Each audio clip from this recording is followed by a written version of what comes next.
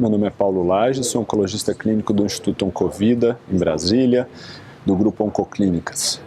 Vou falar um pouquinho sobre dois trabalhos que foram apresentados na sessão oral de tumores do trato geniturinário não próstata.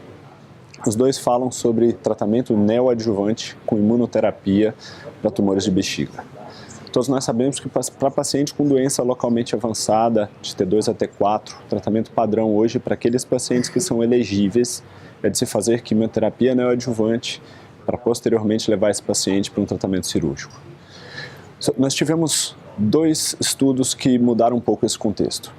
Na verdade, a imunoterapia até então era reservada para uma segunda linha de pacientes de tratamento, ou então naqueles pacientes não elegíveis a um tratamento quimioterápico de primeira linha. Foram apresentados, na realidade, dois estudos que avaliaram imunoterapia neoadjuvante para esses pacientes. O primeiro estudo que foi apresentado foi com atezolizumab. Esses pacientes recebiam atezolizumab por 2 doses e 8 semanas depois esses pacientes eram operados.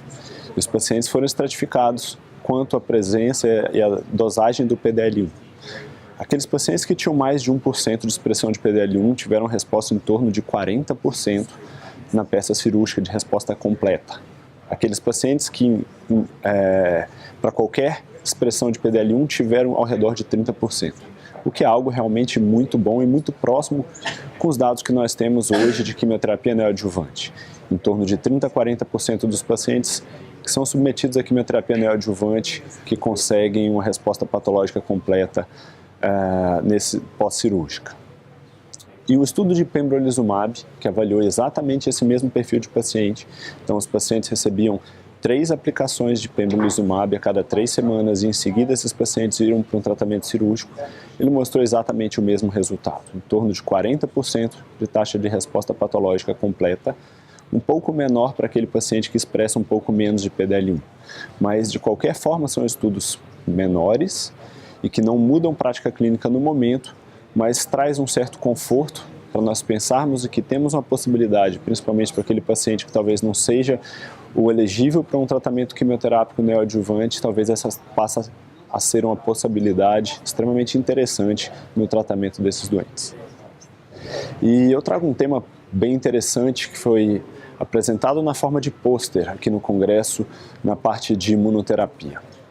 Até hoje, a vacinação para a influenza levanta uma série de questionamentos para nós oncologistas. Diariamente, nossos pacientes nos perguntam se deve ou não estar vacinando e a resposta para quem faz quimioterapia já está pronta. A gente sabe que é extremamente seguro para o paciente que faz quimioterapia receber a vacinação para a influenza.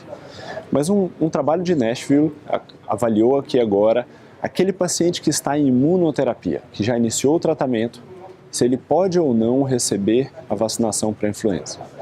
E os dados que foram apresentados foram extremamente interessantes. Foram mais de 500 pacientes que foram avaliados nesse estudo, e o que se viu é que o índice de complicações pulmonares, as pneumonites oriundas do tratamento imunoterápico, foram muito menores em quem recebeu a vacinação para a influenza. Em números relativos, foi praticamente a metade, foi 17% versus 33% de toxicidade pulmonar, de pneumonite, mostrando que a vacinação para a influenza protege o nosso paciente de reações autoimunes pulmonares. E muito provavelmente por conta disso, a sobrevida global dos pacientes que foram tratados e haviam sido vacinados, eles tiveram a melhor sobrevida global ao término do tratamento. Então, isso traz uma segurança para nós, para recomendarmos de forma mais direta a vacinação, mesmo em pacientes que estão em vigência de tratamento com imunoterapia.